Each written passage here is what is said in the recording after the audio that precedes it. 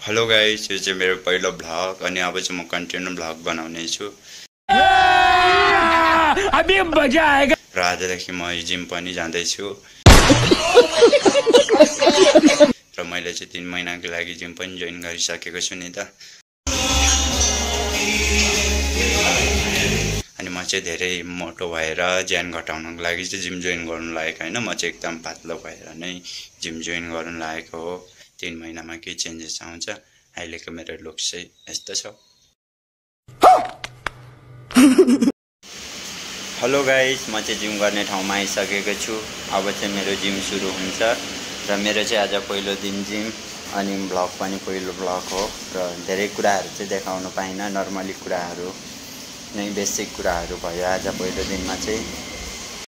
Finally guys, आज चाहिँ मैले जिम गरिसकेँ। जिम गरिसक्दाको लुक चाहिँ मेरो यस्तो छ र सबैले माया गरिदिनु होला र अर्को भ्लगमा भेटौँला।